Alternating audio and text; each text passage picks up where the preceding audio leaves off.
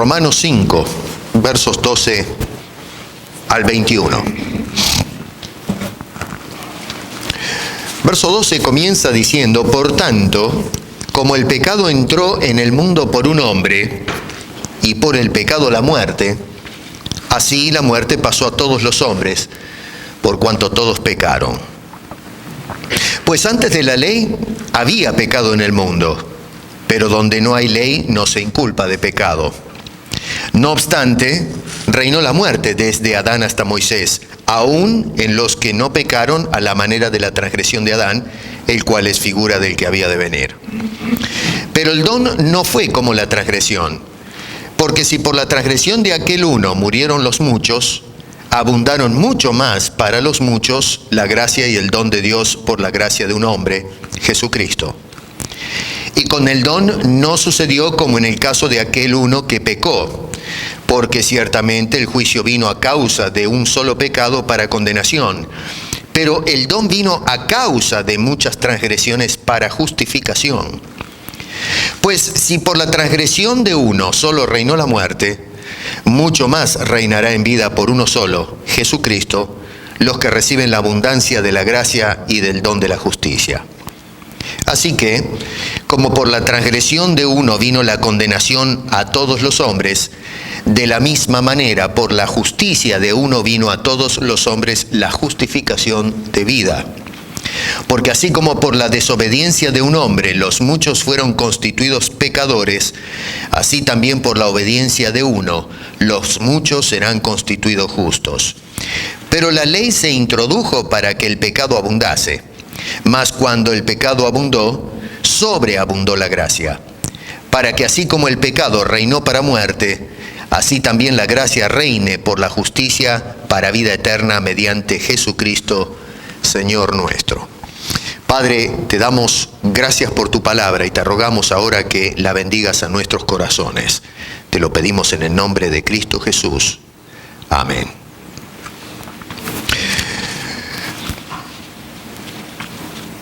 El escritor norteamericano, ya partido de este mundo, John Steinbeck, dijo: no existe el pecado y no existe la virtud, solo hay lo que la gente hace. ¿Es cierto eso?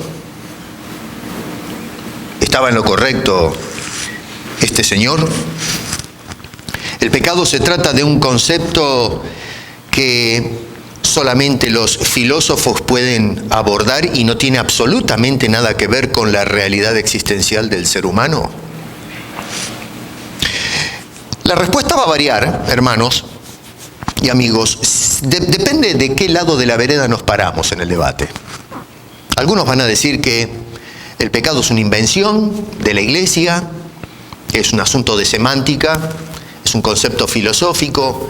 Otros van a decir con un poquito más de énfasis de que se trata de un problema real en la naturaleza humana.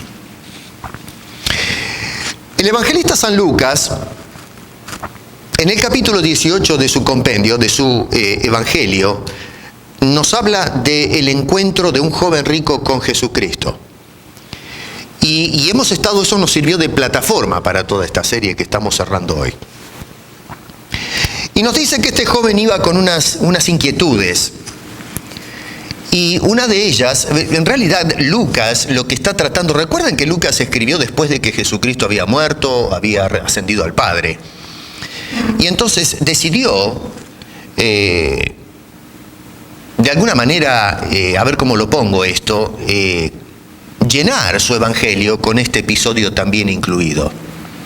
Y hay dos preguntas que se suscitan en ese relato, que son trascendentes, son importantes. No es simplemente una pregunta que se queda en el tiempo, en ese episodio que sucedió entre ese joven rico y la gente que estaba alrededor de Jesús y el maestro, sino que es una pregunta, son dos preguntas en realidad que registra Lucas, que se mueven a través de los rincones del tiempo.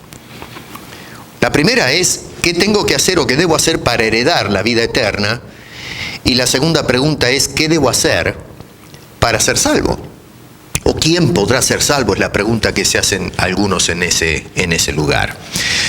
Jesús, como hemos indicado ya varias veces, responde en una forma fulminante diciendo, para el hombre esto es imposible. Y claro, la razón humana lo que hace es reaccionar en una forma negativa, porque en realidad nosotros no esperamos esa respuesta de parte de Jesús.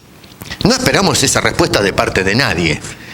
Lo que la gente espera es que Jesús diga qué es lo que tenemos que hacer, no la respuesta que dio Jesús. O sea que la razón humana lo que hace entonces es no solamente reaccionar totalmente descontenta con la respuesta de Jesús, sino que se mueve a contramanos, es decir, nos movemos en la dirección contraria. Vale decir que si Jesús dice que para el hombre es imposible, el hombre en cambio dice, no, eso conmigo no vas, yo creo que sí es posible, no soy un perdedor sino un ganador, así que voy a tratar de ver cómo yo por mis méritos logro heredar la vida eterna. Y entonces el hombre comienza haciendo una serie de subterfugios para poder entonces, se convence a sí mismo, cuidado, ¿no es cierto?, de que es posible entonces lograr ese objetivo. Esto me recuerda al famoso escritor Machado cuando dijo, caminante no hay camino, se hace camino en el andar. Y con esto estaba Machado dándole un énfasis tremendo a el hombre, siendo punta de lanza para su destino. El hombre va, si no encuentra camino, se encuentra un paredón, pues entonces él mismo se asfalta sus avenidas hacia el futuro. Y el hombre piensa que es posible hacer eso mediante ciertos actos que lo justifiquen como acreedor de la vida eterna o de la salvación. Y para hacer eso, entonces posible, lo que hace es formarse o inventarse una serie de ritos rígidos o religiones, y en algunos casos enunciados filosóficos muy complejos, para tratar el individuo de encontrar algunos méritos plausibles que le den la entrada a la otra vida, o si se quiere, algunas obras meritorias para ese objetivo y llegar a ser salvo. Hermanos, la Biblia, y esto tal vez les llame la atención, pero toda la Biblia dice que el hombre no merece la salvación. La Biblia es tajante en este tema. La Biblia, uno de los temas teológicos que encontramos en la palabra de Dios, hay muchos, pero uno es, para el hombre no es posible tener méritos para lograr la salvación.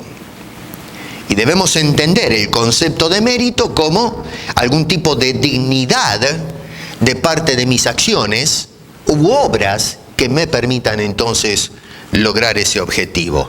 Así que la Biblia me enseña a mí que el hombre no merece la salvación, pero el hombre en cambio dice, sí la merezco. Yo sí merezco heredar la vida eterna. Yo sí merezco la salvación. Y entonces, siempre y cuando, por supuesto, se ajuste a ciertos criterios de conducta que, a nuestro parecer, nos ponen en una posición de ventaja para que entonces Dios se sienta obligado a abrirnos los portones del cielo y entrar.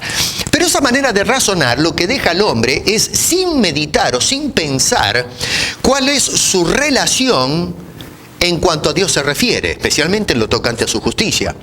El hombre lo que hace es inventarse religiones o caminos o escaleras artificiales para llegar al cielo, pero poco se detiene a pensar, bueno, ¿cómo está mi condición delante de la justicia de Dios? Y es por eso que entra en el autoengaño y desafortunadamente, aunque no le caiga bien a la audiencia de esta era, postmodernista, llamémosle, esa es la realidad de que el hombre sin la salvación se va al infierno, no hay vuelta que darle. ¿Por qué el hombre no entiende estos conceptos? Dijimos que a lo menos ya hemos visto dos razones. Una es porque el hombre no entiende la naturaleza de Dios, especialmente lo tocante a la justicia de Dios. Eso ya está grabado, está allí, si lo quieren escuchar, repásenlo. El hombre no entiende hoy lo que significa la justicia de Dios. No entendemos la naturaleza de Dios. La otra cosa es que no entendemos la naturaleza del hombre. La vez última que hicimos la exposición aquí, hablamos de que el hombre tiene una naturaleza esquiva. Jesús es la luz del mundo, nos dice el Evangelio de Juan en el capítulo 3, y el hombre, en lugar de acercarse hacia la luz, va en la dirección contraria. Y el hombre lo hace deliberadamente, no queremos saber nada con la luz. Inclusive cuando nos acercamos a Cristo Jesús, muchas veces nos acercamos a un ídolo, no el Jesús de la Biblia, sino un Jesús que es más producto de nuestra imaginación. Es un calco que se ajusta más bien a nuestra semejanza, a nuestra imagen, no lo que Dios presenta en las Escrituras, el perfecto Hijo de Dios. Y entonces, obviamente, cuando nos acercamos a un ídolo, lo demás está decir que lo que estamos haciendo es penetrando los territorios de la oscuridad y no la luz del mundo. Un tercer punto que no llegamos a entender es el tema de la naturaleza del pecado. Y eso es lo que quiero que veamos hoy para cerrar esta serie acerca de la salvación. Ahora es prudente, pienso yo, adelantar que el apóstol Pablo en esta porción, fíjense ahí en sus Biblias, en el capítulo 5, no está hablando en términos genéricos, en términos universales. Noten que no se dirige a judíos o a gentiles. Eso ya lo hizo en el capítulo 1 y 2 de la carta a los romanos. En el capítulo 1, verso 18 en adelante, se refiere a los gentiles y luego lanza una acusación contra los judíos en el capítulo 2, en la mitad para adelante. Y entonces, en este caso, noten que en el verso 12 se refiere a todos los hombres. Miren bien, a todos los hombres. Y el ser humano, en esta porción, es identificado en relación a dos personas cuyas acciones determinan el destino eterno de las mismas. ¿Me van siguiendo, no? Dos personas. Y estas dos personas determinan el futuro de ellos. Cada hombre pertenece a Adán por línea histórica, ¿no es cierto? Todos somos descendientes de Adán. Y por ser descendientes de Adán, nos dice el versículo 12, que estamos sentenciados a muerte. Pero en cambio, entonces, hay quienes ahora pertenecen a Cristo Jesús. Y a través de Cristo, a este otro gremio se le asegura la vida eterna por su obra en la cruz del Calvario. Lo tienen ustedes ahí en el verso 17 y lo tienen también en el versículo 21 de ese pasaje bíblico. El énfasis de toda la porción bíblica, el clímax de toda la porción es el don de la gracia divina. No es el centro, el tema del pecado. Pablo pasa por este tema, pero el propósito de este hombre es llevarnos a entender la magnitud del don de la gracia divina. Fíjense en versículo 15, por ejemplo, dice, pero el don no fue como la transgresión. La tercera parte dice, y el don de Dios por la gracia de un hombre, Jesucristo. Verso 16, y con el don no sucede como en el caso de aquel uno que pecó. Al final del verso 16, pero el don vino a causa de muchas transgresiones. Verso 17 en la tercera parte dice, Jesucristo, los que reciben la abundancia de la gracia y del don de la justicia. En todas esas declaraciones en griego aparece la misma palabra, carisma. Vamos a ser justo con la exégesis. En la primera palabrita, ahí en el verso 16, para aquellos que son más avesados y estudian más el sermón y la Biblia, es cierto, en el verso 16 la palabra es distinta, no es carisma, es la palabra dórema en griego. Pero dejando de lado los mecanismos de la semántica, la etimología, es un sinónimo, significa exactamente lo mismo. Se habla de un don, así eso, para ser justos con el tema de las palabras, pero tampoco quiero caer en falacias exegéticas, así que vale la aclaración. Ahora, es interesante porque resulta que nosotros no llegamos a tener una apreciación cabal del don de la gracia de Dios hasta que no nos damos cuenta de nuestra condición pecaminosa. Esto es un punto muy importante para entender la salvación. Y pienso yo que es una de las razones, porque son muchas, del por qué la iglesia contemporánea no está viviendo a las alturas de las demandas de Dios en cuanto al pueblo cristiano. Nosotros hablamos de Cristo, cantamos a Cristo, decimos un montón de cosas, inclusive oramos a Cristo Jesús, o a Dios a través de Cristo, pero resulta que no llegamos a tener una apreciación a fondo de lo que es el don, lo que Dios hizo a favor nuestro por causa de nuestro pecado. Y la razón es porque no entendemos la naturaleza del pecado, a tal punto que en la actualidad es mala palabra hablar del pecado. Escuchamos a muchos predicadores que más bien lo que hablan es mensajes positivos. Dios te ama, está todo bien con Dios. Dios es un Dios que no hace juicio y en un sentido no hace justicia. Dios cierra los ojos. Dios ama indiscriminadamente. Y claro, es cierto que Dios ama, y Dios ama infinitamente, pero no podemos desbalancear el amor de la justicia de Dios. Dios es un Dios que está llamando a cuenta a este mundo. Eso de pensar de que Dios está ahora, por ejemplo, mirando la sociedad, vamos a tomar acá Toronto, que va para cualquier lado moralmente, y que Dios está sentado en su trono mirando y sonriendo diciendo, van bien muchachos, está todo fenómeno, no se preocupen, vamos.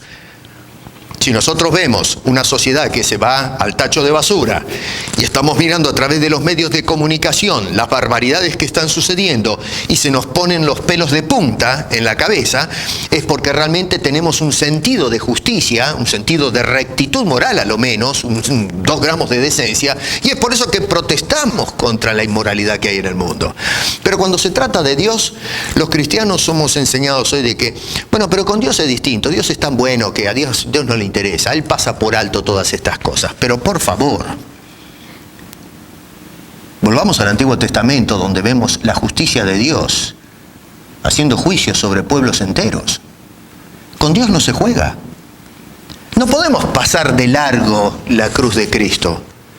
No podemos pasar de largo a la realidad de que nosotros estamos perdidos y raídos por el pecado.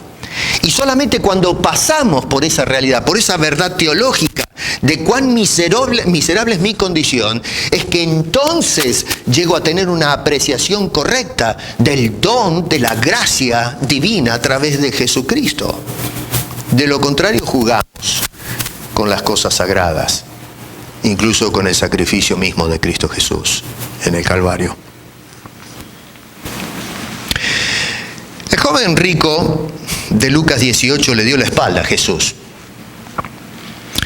Y es un caso muy triste porque en un sentido ejemplifica lo que hace mucha gente en la actualidad. Muchos le damos la espalda a Jesús, el que vino a salvarnos. Y la razón de por qué este joven rico le dio la espalda a Jesús es porque no llegó a captar la condición miserable de su persona. Él venía convencido a sí mismo de que era digno de alguna forma de alcanzar la vida eterna. Tal es así que Jesús, cuando le dijo, mira, tú conoces los mandamientos, harás esto, no harás lo otro, y este hombre dijo, eso lo tengo todo en el bolso, Jesucristo, así que creo que con eso podemos hacer el check y está todo hecho. ¿Qué más tengo que hacer? Y no se daba cuenta este pobre muchacho, porque da lástima, que entre todos los mandamientos que estaba guardando estaba quebrando el primero. Amarás a tu Dios, tendrás un solo Dios. Inclusive los primeros 4 mandamientos en realidad estaba quebrando. De los primeros mandamientos dicen, no te harás o no tendrás dioses ajenos. Tendrás un solo Dios, no te harás imagen de ese Dios. Pero resulta que este joven rico tenía el dinero y sus posesiones como su ídolo, su Dios. No estaba dispuesto a abandonar el muro que lo separaba de la salvación. Jesús le dijo, deja esas cosas y sígueme. Y este joven, no contento con la respuesta de Jesús, fue tras de su ídolo. Creía en Dios, pero se fue sin la salvación. Y la razón es porque tenía un Dios idealizado, no el Dios verdadero que salva. Y es por eso que entonces este joven le dio la espalda. Él no debió de acercarse a Jesús diciendo, ¿qué debo hacer para heredar la vida eterna? Él debió de haber venido corriendo y tirarse a los pies de Cristo y implorando al Señor, Señor, sálvame, que perezco. Con un sentido de conciencia de su naturaleza pecaminosa. Y eso fue precisamente lo que no hizo. Y es justamente lo que está sucediendo en la actualidad. La gente viene a la presencia de Cristo y no tiene conciencia de quiénes somos, que estamos perdidos, condenados por nuestra naturaleza pecaminosa. Y simplemente declaramos a Jesús, pero no lo aceptamos como mi Salvador personal. En un sentido le damos la espalda. Escuchamos a Jesús, como este joven. Venimos a la presencia de la luz, como este joven. Pero llega el momento en que le damos la espalda porque sus respuestas no se ajustan a nuestros criterios. Hay un punto en que ya no nos gusta más Jesucristo. Y salimos a buscarnos y a idealizarnos un Jesús que no es el perfecto Hijo de Dios. A la pregunta ¿quién podrá ser salvo? La respuesta es solamente aquellos que son partícipes del don de la gracia divina, sin excepción. Nadie más. Y esto a la audiencia contemporánea no le gusta, pero esa es la verdad. Sin Cristo, nadie absolutamente será salvo. Hay una tendencia popular hoy día que dicen que el dicho ese famoso, todos los caminos llevan a Roma, no sé si lo escucharon alguna vez. Hay quienes son pluralistas o universalistas que dicen, todas las religiones en definitiva nos llevan a Dios. Es una mentira. Es una de las grandes mentiras que se le predica a la gente. Y es triste porque muchos entonces van engañados, pensando que está todo bien con Dios y resulta que tienen almas comprometidas. Ahora, Pablo va a presentar la condición del hombre en el verso 12. Y lo primero que nos habla este hombre, miren ahí en sus Biblias, es la realidad del pecado. Dice, el pecado entró en el mundo. Otra vez, miren el énfasis, el pecado entró. O sea que el pecado está acá, está en este plano de existencia, está en esta realidad. Se habla de la naturaleza misma, está presente en la existencia.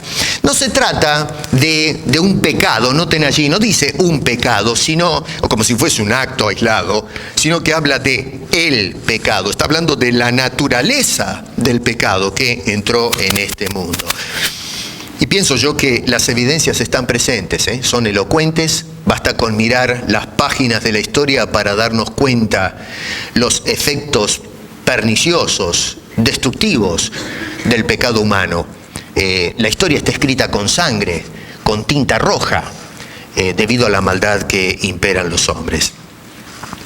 Algunas opiniones son desconcertantes en cuanto al tema del pecado. Les voy a leer 3, por lo menos hay muchas, pero alguien dijo que el pecado es un asunto subjetivo. Esto significa que prácticas que llegaron a ser pecaminosas no lo son realmente. Y ahí tenemos el sadomasoquismo, tenemos la aborción y una cantidad de cosas que están pasando en la actualidad. Bueno, en una época fueron pecaminosas, ahora no. O sea que la sociedad determina qué es pecado y qué no es pecado. El pecado se trata simplemente de un deseo geohistórico de explicar, mejor dicho, por qué suceden cosas malas a buena gente. Ese es el concepto que nos dan algunos acerca del pecado. Otro dijo, el pecado es terrorismo que atenta en perjuicio de la felicidad de las personas. Vale decir que, la responsable de la infelicidad de los hombres es la iglesia o la teología, porque ha puesto sobre los hombros de la gente un concepto de pecado y que los aplasta, no les permite vivir al mayor de su potencial. O sea que la iglesia es responsable, según algunos creen, de terrorismo. Somos los que les quitamos, les robamos la felicidad a la gente. Un activista dijo lo siguiente: el concepto de pecado es un punto de vista deprimente de la realidad y ontología humana. Ontología es un concepto filosófico, significa del ser. Una condición que emana de esto es que por naturaleza no se puede confiar en el hombre. O que cuando somos dejados a nuestro criterio, los seres humanos siempre hacemos mal. Esto es una visión muy pesimista, por lo tanto la rechazo por una más positiva. Para mí esto es autoengaño por parte de este caballero. Una imagen pesimista, cuando miramos el mundo afuera, eso no es ser pesimista, eso es ser realista. Lo que está sucediendo en el mundo nos está hablando a gritos en las caras. Nos está hablando de cómo hemos construido un mundo que no se sostiene, que se autodestruye.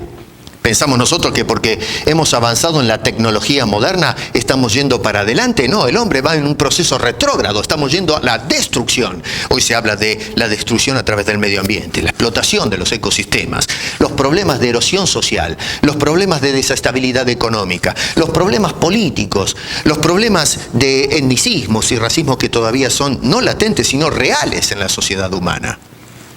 Este mundo no le está yendo bien. Estamos yendo a una propia o autodestrucción.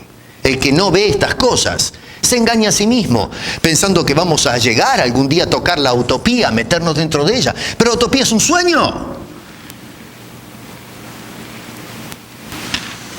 ¿Qué es o qué se entiende por pecado?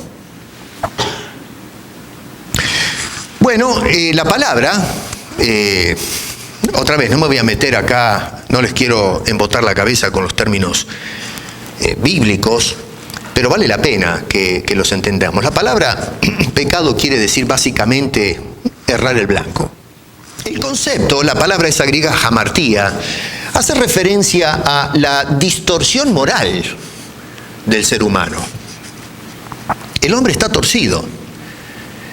Y Primera de Juan, por ejemplo, nos dice que define el pecado de esta manera. El pecado es la infracción de la ley. Hay muchos que memorizan ese concepto.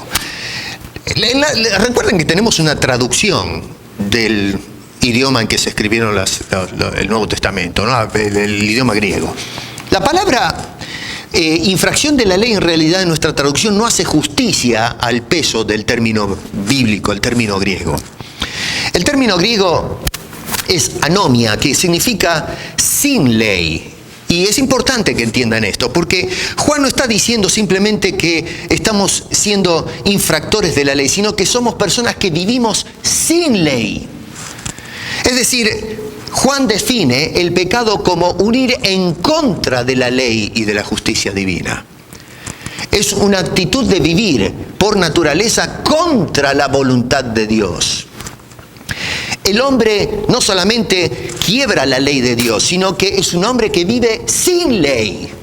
No quiere saber nada acerca de un Dios de leyes que le dicte al hombre cómo vivir o qué tiene que hacer. Por eso Juan no es solamente el concepto de infringir la ley, sino que nosotros vivimos sin ley. Nos hemos sacado el concepto de la ley divina. Yo encuentro esto extremadamente irónico e hipócrita, que los hombres agarran y rechacen la ley divina por ser impositiva. Pero resulta que los hombres quieren imponer sus leyes a Dios. Y esto es una cosa muy extraña. El hombre dice, a mí no me vengan con la palabra de Dios, a mí no me vengan con la ley de Dios. Dios a mí no va a gobernar mi vida. Pero entonces decimos, pero Dios se tiene que ajustar a mis leyes. Dios tiene que aceptar mis criterios. Si Dios quiere tener relación conmigo, Él tiene que bajar a mi nivel y tiene que ajustarse a mi óptica. Y con ese Dios estamos contentos. Y para mí eso, vuelvo a repetir, es una tremenda hipocresía por parte del ser humano. 2. En el verso 12, Pablo nos dice cuál es el medio por el cual se introduce el pecado. Dice, por un hombre. Noten que no dice que el pecado fue creado, como sostienen algunos. ¿Por qué Dios creó el pecado? No, el pecado no es un acto de creación, no es una cosa el pecado. Es un acto, no una creación. Insisto en esto. Muchas veces van a encontrar a ateos y antagonistas de la fe cristiana diciendo, pero a ver una cosa, a ver, ustedes que tanto hablan de esto del pecado, ¿por qué si Dios es un Dios justo y que nos ama, por qué creó el pecado? Pero es que no están entendiendo, Dios no creó el pecado, Dios nos creó a nosotros y creó seres responsables, antes que nosotros ángeles, que usaron de esa responsabilidad en una forma incorrecta, se desviaron de la norma moral. Tomaron una decisión contra Dios. Y esa decisión, ese acto irresponsable se constituye en el pecado. No es algo que Dios hizo de la nada como hizo los cielos y la tierra. Así que cuidado con este asunto. Acá no se dice que entonces que Dios es el creador del pecado, tampoco que el hombre o los ángeles o el ángel que cayó primero, Lucifer, fue el creador del pecado. O que incluso que el pecado tuvo comienzo con el hombre, porque Pablo dice que el pecado entró al mundo por un hombre.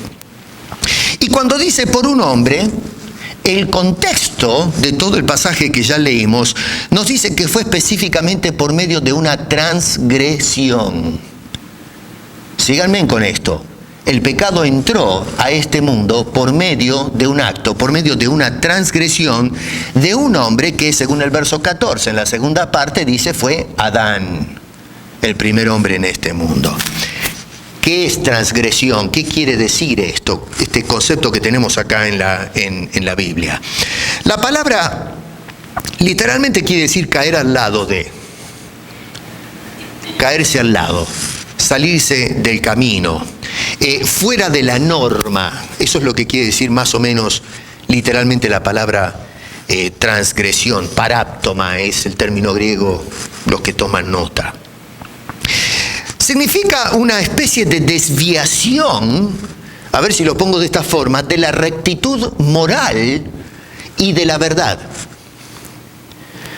Eso es lo que significa transgredir, desviarse, apartarse de la rectitud moral y de toda verdad.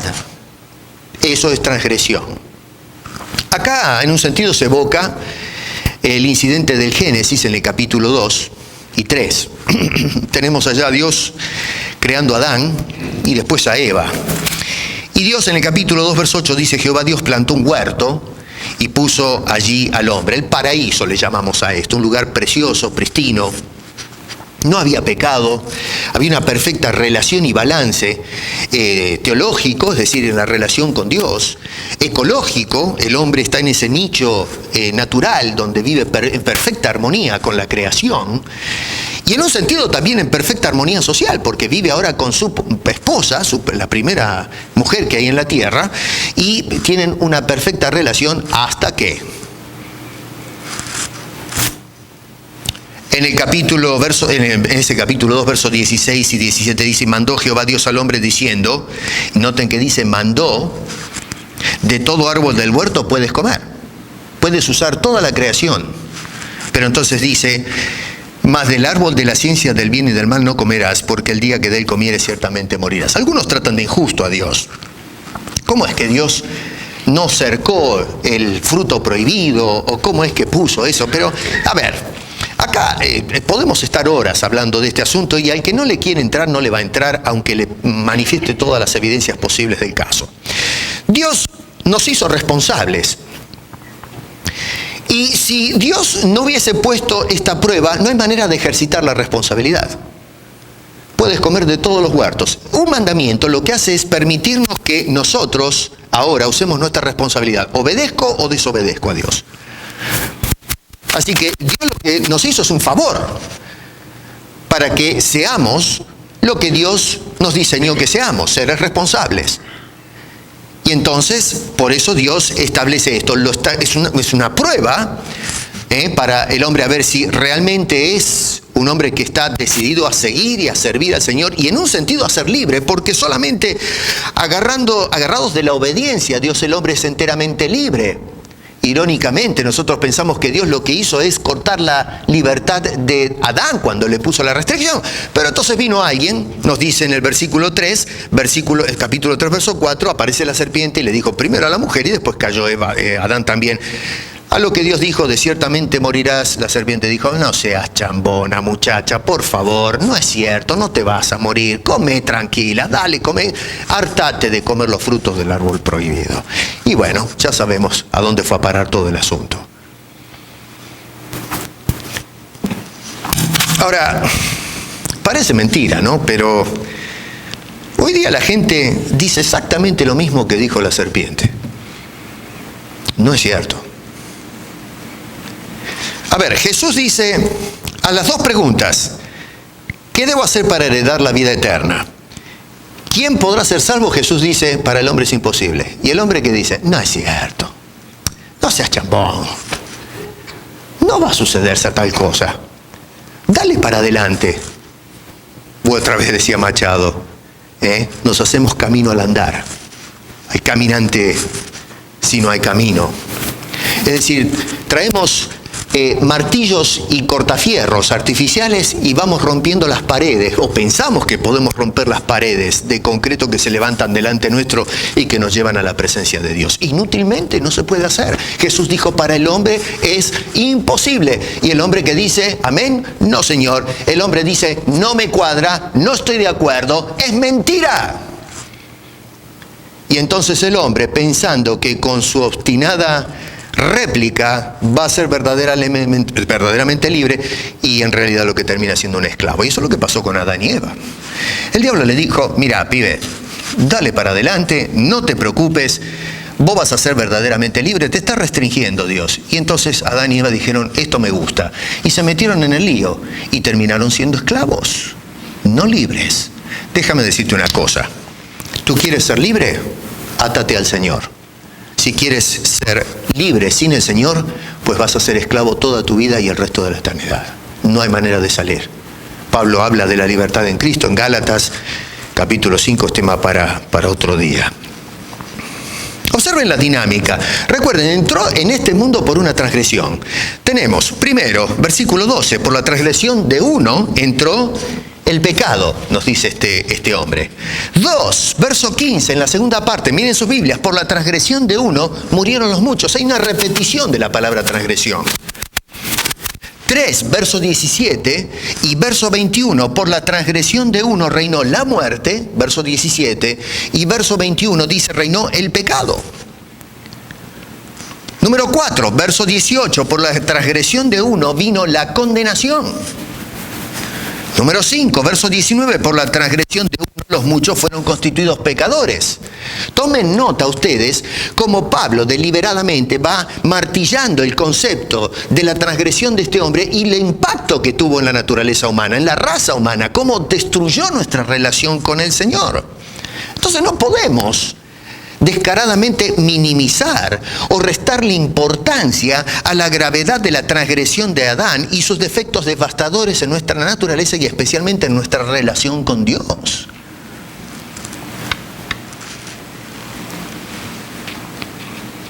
Número 3, verso 12, las consecuencias contraídas por el pecado en la naturaleza humana. Dice, y por el pecado entró la muerte. Ahora, la muerte se manifiesta, por lo menos en este caso, en dos áreas. Hay una tercera, que está en Apocalipsis, que se habla de la segunda muerte, pero no lo voy a tocar ahora. Tenemos, en primer lugar, la muerte espiritual. Ese fue el primer desatino que se produce. Ese fue el primer efecto del pecado de Adán. Y es decir, la relación perfecta que él tenía y libre con Dios quedó truncada.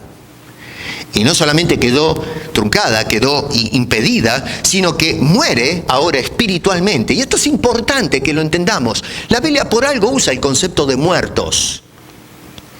Estamos vivos biológicamente, pero la Biblia nos describe y lo hace con un término fuerte para que entendamos ese concepto. Estamos insensibles a las cosas espirituales, estamos absolutamente inútiles, muertos. Un muerto no responde a la voz de nadie porque la persona está muerta. Y la Escritura nos describe a nosotros espiritualmente muerto. Es por eso que a veces le hablamos a las personas del Evangelio lo que para nosotros es transparente y claro como el agua, y la persona parece que le hablamos a una pared, no entiende y nos dan ganas de agarrarlo y sacudirlo. Pero ¿cómo es que no entiendes estas cosas? Y bueno, no entiende porque realmente está hablando con una lápida. La persona no puede responder a lo que usted ahora como persona en Cristo, vivo, entiende. Y no entiende esa persona porque está muerto espiritualmente. Eso es lo que está diciendo el apóstol Pablo. La muerte entró a nosotros. Y lo primero que entró fue la muerte espiritual, la desconexión, el desvínculo con la gloria divina.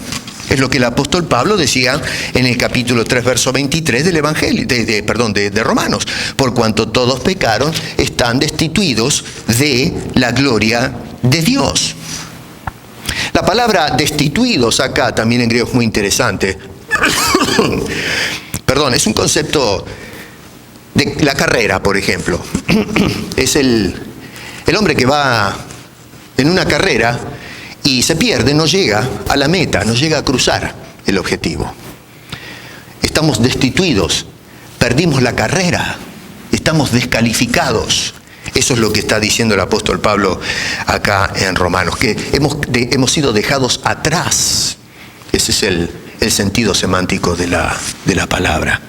Pablo en Efesios, en el capítulo 2, nos dice que antes de haber conocido a Cristo, estábamos todos muertos en nuestros delitos y pecados. No es que Pablo está enamorado con algún tipo, qué sé yo, de necromancia o cosas por el estilo. Lo que está diciendo es que la realidad espiritual de la persona. Estamos muertos, querido.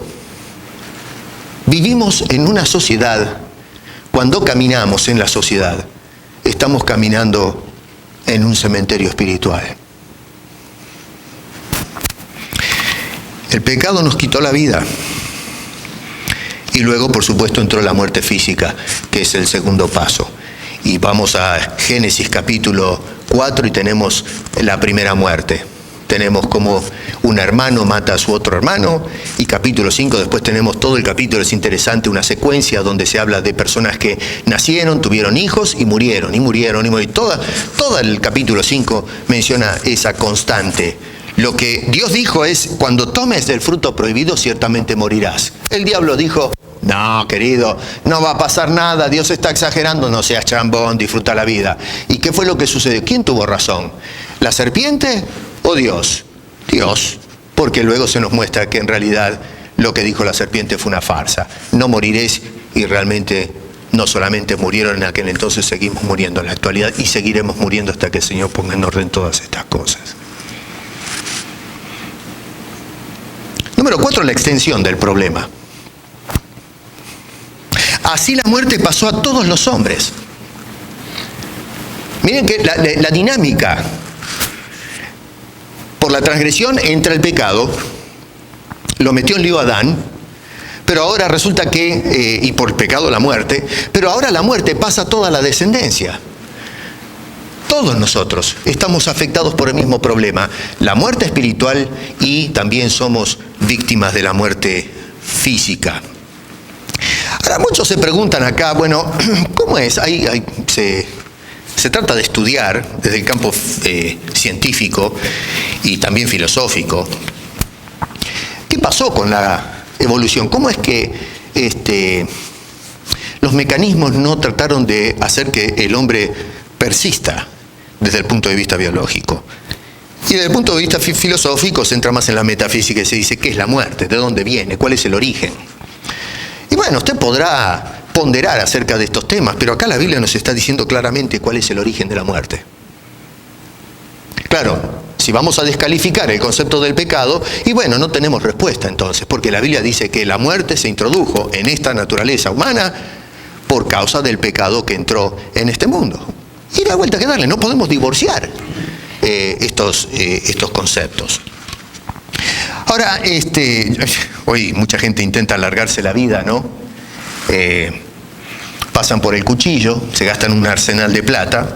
Algunos en el campo genético hoy están explorando la posibilidad de ver cómo abrimos los misterios del ADN y allí adentro entonces trabajar con la ingeniería genética y de esa manera entonces reactivar células que dejaron de funcionar y a lo menos estirar la vida. Bueno, ¿saben qué?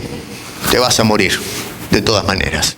Tú te podrás estirar la piel, podrás gastar todos los millones que quieras en cirugía, en parecer más jóvenes, pero la parca va a llegar algún día. No hay manera de escaparse. ¿Por qué? Porque en la naturaleza ha entrado por causa del pecado la muerte. Y no hay manera de escaparle. Noten que el apóstol Pablo habla de la muerte como siendo un reino. Es decir, que reina sobre nuestras vidas. Y esto es importante.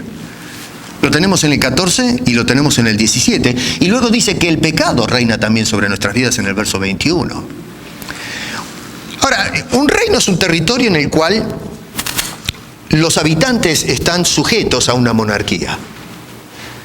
Y tenemos que es pensar en el reino en los tiempos de Jesús. No debemos hacer anacronismo. Usualmente pensamos en reinos más en la idea de la Edad Media, ¿no es cierto? Los reinos feudales que existieron en aquellos años. Pero no, tenemos que ir más atrás. Todavía ese milenio de la Edad Media no había pasado.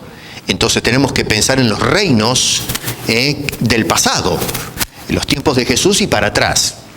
Y eran dictaduras. La persona que formaba parte de un reino y que eran esclavos no tenía ni voz ni voto. Usted abría la boca y le daban un garrotazo, lo tiraban a las fieras. La verdad, era una cosa terrible.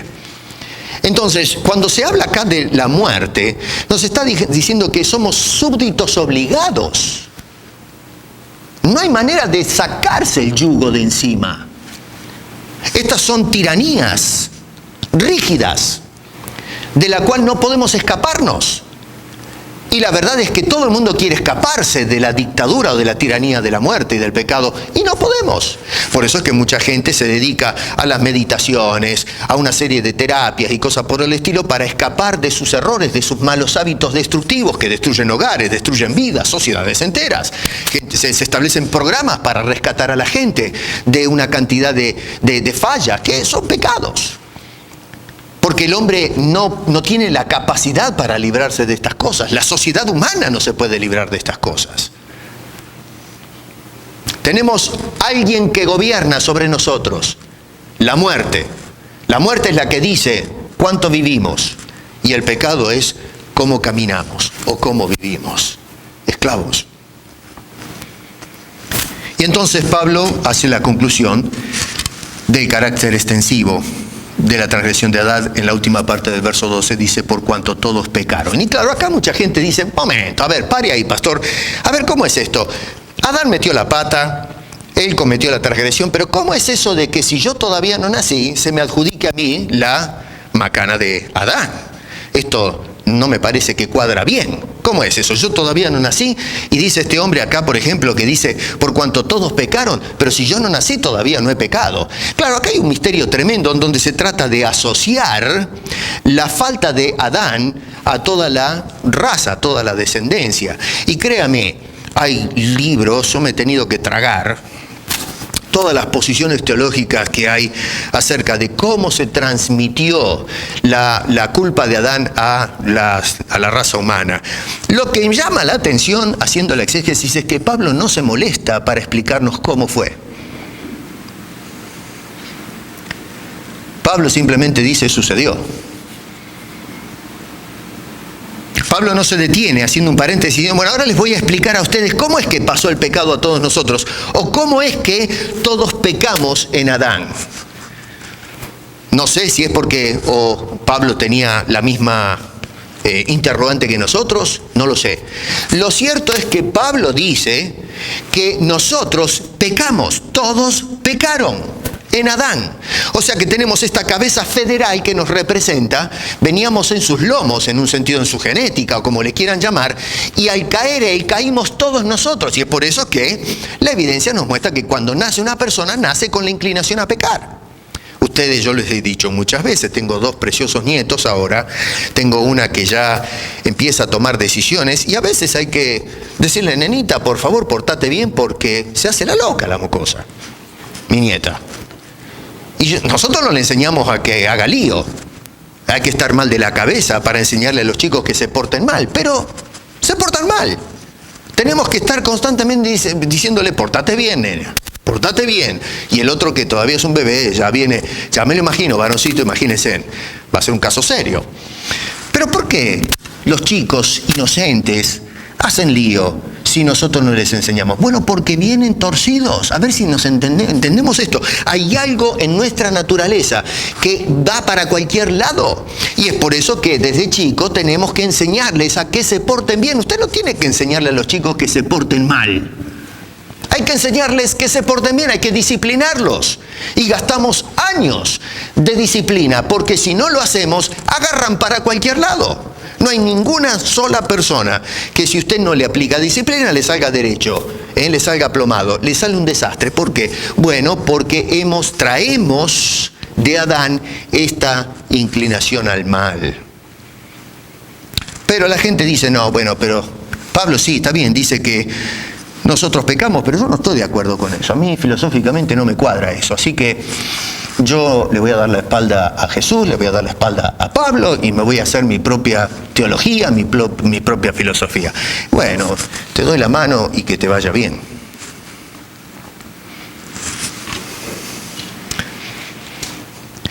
¿Cómo es que qué pasa en nosotros? No lo sé. Algunos podían cuestionar, hay algunos judíos que cuestionan versos 14 y 15, ya voy a ir cerrando porque ya los tengo aburrido con esto. Pero alguien puede decir, bueno, a ver, pero Pablo, la ley fue dada a Moisés en el monte. Quiere decir que antes de la ley, la gente no podía ser inculpada de falta.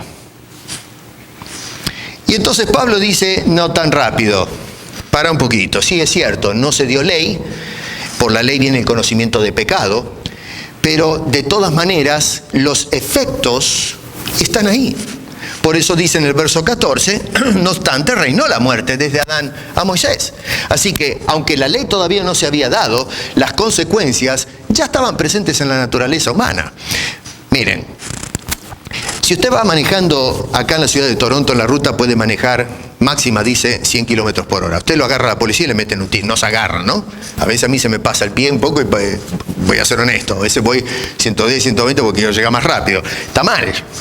Si me agarra la policía me da un ticket, ¿o no? Pero bueno, supóngase que usted entonces no hay carteles que diga 100 kilómetros la máxima. Usted... que le digan que está rompiendo la ley. Y usted maneja a 200 kilómetros porque no hay ningún cartel. Bueno, ¿sabe una cosa? Aunque la ley no esté delante de sus ojos, usted es responsable de todas maneras. Porque esa velocidad está mostrando una imprudencia tremenda que le puede costar la vida a usted y se puede arrastrar a cualquier otra persona que no tiene nada que ver con el asunto. Así que el hecho de que no hayan carteles que digan la ley dice son 100 kilómetros por hora, no lo exonera a usted de responsabilidad. Al contrario, usted está mostrando, manejando a 200 kilómetros por hora porque no hay cartel, que es un irresponsable, un pedazo de bruto y que no está pensando en el peligro sobre su vida y la vida de otros que no tienen nada que ver en su imprudencia. El hecho de que no haya estado la ley en el monte todavía dada al pueblo no significa que los hombres son exonerados de culpa. Los hombres siguen siendo responsables delante de Dios.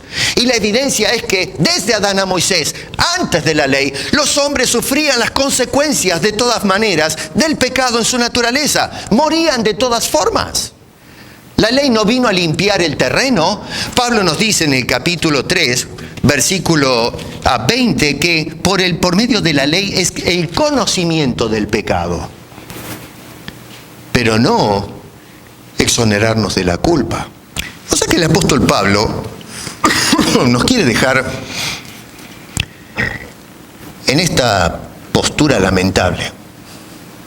Es una cachetada la que nos da, para que nos despertemos, no para dormirnos. Está diciendo que tu vida es un desastre, estás arruinado y no hay manera de escaparse. Por eso es que Jesucristo dijo que para el hombre es imposible. ¿Entiendes eso? Para el hombre es imposible. Por más que el hombre diga, yo no soy un perdedor y yo sí lo voy a hacer posible. Bueno, tú trata y no lo vas a lograr. Porque Dios en el Hijo te está diciendo, es imposible por causa de la naturaleza pecaminosa. Pero entonces, he aquí el don de Dios. Acá es donde las palabras de Jesús manifiestan la luz de esperanza, hermano querido. Cuando Jesús dijo, para el hombre es imposible, pero para Dios es posible. Ahí es donde perdió de vista este joven esa parte del mensaje, porque se fue. Y la audiencia que decía, ¿quién va a ser salvo? Ellos escucharon la cosa. Y Jesús les dijo, ustedes no pueden, pero mi Padre sí puede. Dios hace las cosas posibles. Y entonces vemos esta hermosa dinámica, verso 15, abundaron más la gracia y el don de Dios por la gracia de un hombre Jesucristo. Verso 16, el don vino para justificación. Verso 17, el reino de la vida por un solo hombre, Jesucristo, para quienes reciben la abundancia de la gracia y del don de la justicia. Verso 18, por la justicia de uno vino la justificación de vida. Verso 19, por la obediencia de uno los muchos serán constituidos justos. Pablo nos deja en una posición desesperada, pero Jesucristo nos rescata de ella. Y es a través del don de la gracia divina. Y es solamente cuando tocamos el fondo, mi querido hermano, cuando caemos en lo más profundo y grotesco y horrendo de nuestra naturaleza, que levantamos los ojos a la cruz y le decimos a Dios, no qué tengo que hacer para heredar la vida eterna, sino, sálvame, que perezco, sálvame. Y entonces Dios, en Cristo, nos levanta y nos da la vida eterna. Y dejamos de ser esclavos de la muerte y el pecado y pasamos a ser siervos de Cristo y la justicia. No hagas lo que hizo el joven rico. No muestres un interés en quién fue Jesús. Escucha a Jesús. Sigue a Jesús. Agarra lo que te ofrece. El don de la gracia. Gratuito. Sin obras. Nada puedes hacer. Dios lo hizo todo por ti en la cruz del Calvario. Lo único que tenemos que hacer es echarnos a los pies de nuestro bendito Salvador y besarlos y abrazarlos y decirle gracias por ser mi Salvador. Y de esa manera podremos entonces, en la justicia divina, heredar la vida eterna y tener la salvación. La respuesta justa a esas dos preguntas de Lucas 18. Amante Señor, cuán sucio estamos, cuán indignos somos, oh Señor, cuán injustos, cuán viles e inmundos. Estamos manchados, estamos podridos, estamos raídos completamente por el mal. Y no tenemos salida, Señor. Sin embargo, tú te apiadaste de nosotros y descendiste a este mundo en la persona de Cristo, no solamente para caminar en medio nuestro, para hablarnos de las hermosuras de tu misericordia, sino que viniste a dar la vida para que se haga justicia de nuestro mal. Y de esa forma, Señor, somos salvos. Gracias, Señor. Gracias, oh Dios. Caemos rendidos a los pies de esa cruz, mirando al crucificado e implorando su compasión. Señor, no dejes que los hombres se den vuelta como aquel joven rico que quería justificarse a sí mismo. Permite que a través de este mensaje las personas sean llevadas a la luz del mundo, Cristo Jesús, y para su gloria, y en cuyo nombre elevamos esta oración.